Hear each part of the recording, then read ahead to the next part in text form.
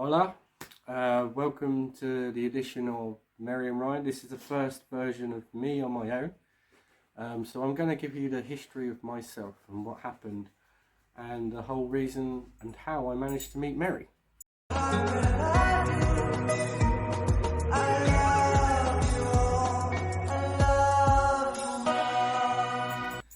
So I've worked at the hotel that Meri works at for approximately 20 years on and off. I've done various things. I've left the hotel several times. I think I'm on my fourth or fifth time at the hotel. But I've always come back as a stronger person and in a higher role. So my current role in the hotel is as a sous chef. So I'm the second in command of the kitchen. 20 years ago, the first time I started there, I was the commie chef, so I was literally at the very bottom and worked my way up, and we've got about 7 chefs in the kitchen and I'm number 2.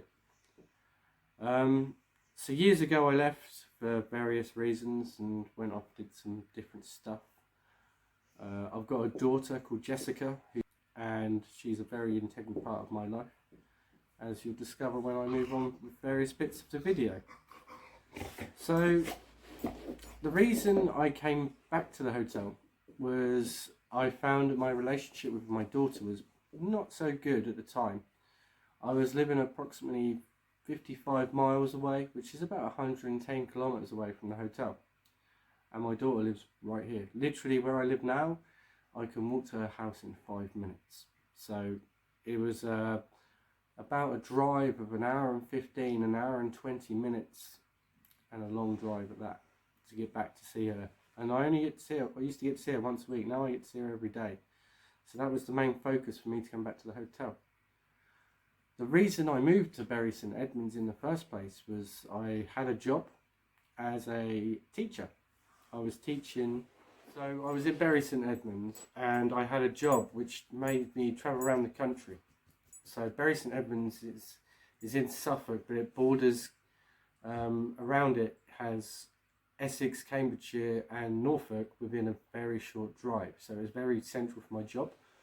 I was working as a chef trainer for a large company, and I was travelling about most of the country. I was going to Birmingham, I've been to London a lot with this job.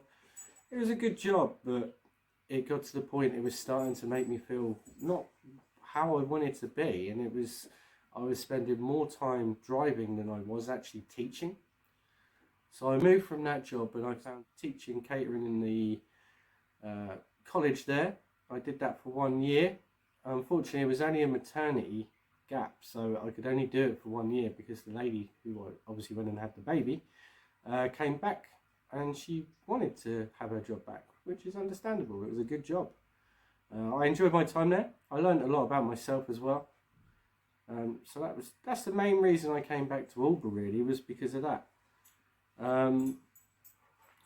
When I got back, obviously things were a lot different for me from my own. I've got my own house now, so I live on my own. I have a 3-bedroom house to myself, which is fantastic in a way, but when I moved back, it felt quite lonely when you've got a big house and you live on your own. So hence Coco came along, and she's been an integral part of my life ever since, especially through lockdown and other various aspects. You can probably hear her in the background of the video every now and again. Coco's a very important part of my life now. She helps me to exercise.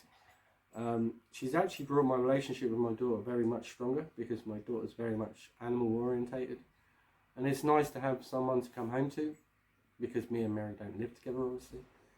So it's nice that when I come home, I've got someone to greet me, to talk to. Even though she doesn't speak back to me, it's nice to have someone that you can talk to and vent to, instead of just coming to an empty house. I mean, I had a fish tank, which I still have, but it's not the same as having an organism that runs around and chases you and depends on you a lot, such as a dog. And also it's beneficial. I found a dog very beneficial in my life.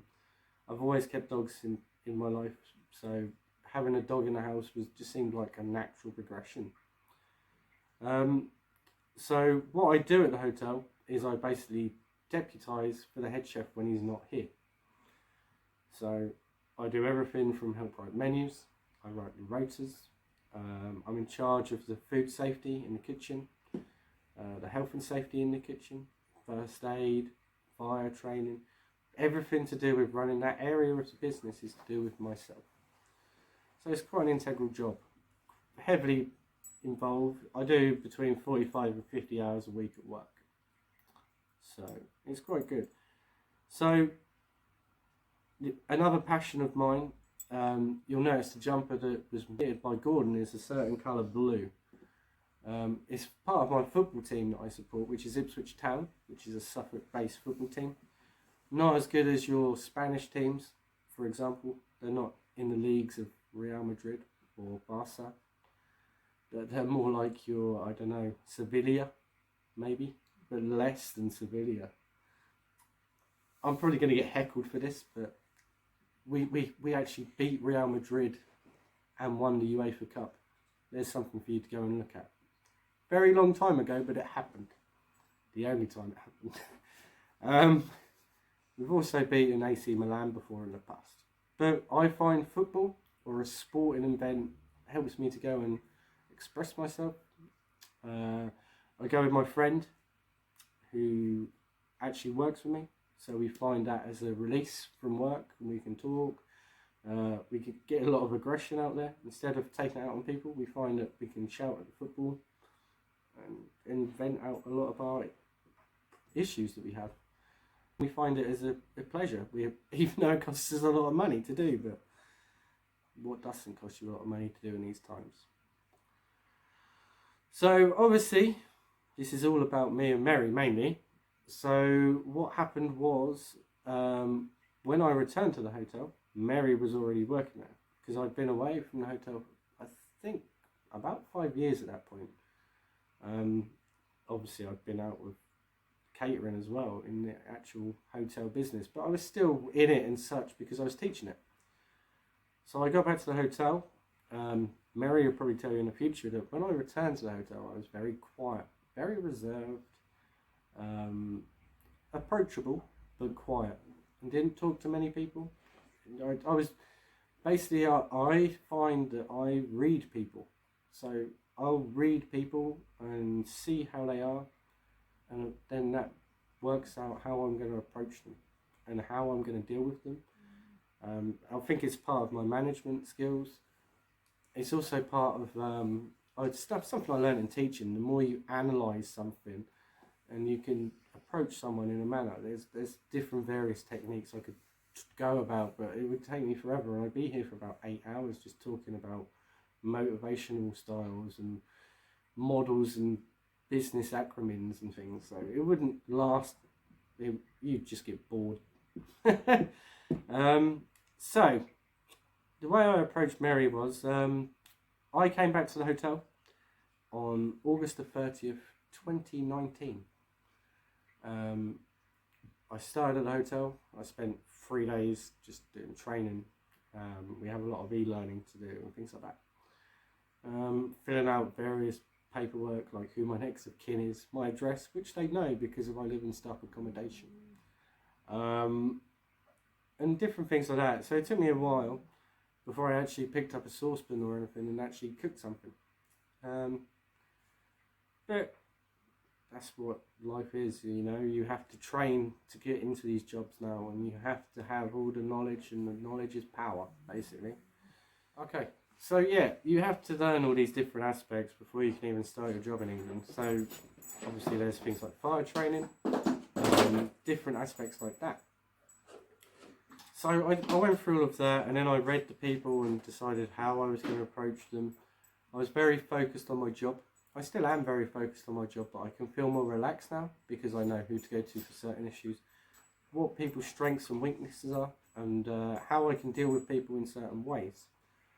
So with that, I noticed that Meri had a very bubbly personality. It took me a while to gather the courage to actually talk to her. And Meri will tell you that I didn't talk to Meri properly. She probably thinks I ignored her for about the best part of 2 months before I gathered up some courage to actually talk to her. And what happened was, in November, Meri went away. She went back home to Madrid. And I knew she wasn't here. And at that point, I realised that this girl actually means something to me.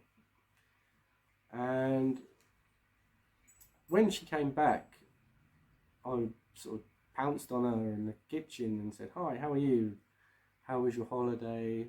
And I think I was probably a little bit over the top and overbearing, and probably took her by surprise, from someone who's been very reserved and quiet to very the opposite and in your face and very extrovert instead of introvert.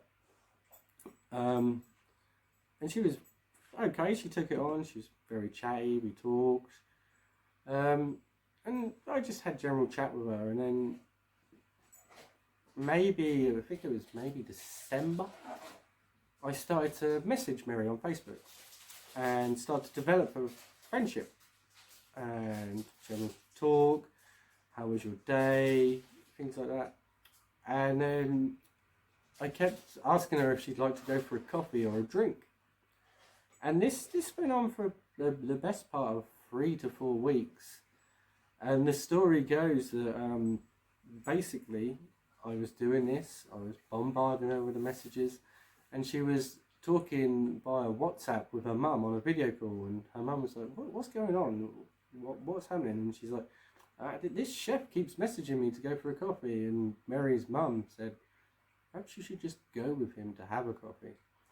So Merida, if you're watching, thank you very much. And that's basically how it all started in the beginnings. We went for a coffee, we had a nice walk along the beach, and we just took it from there very slowly, and steady and smooth.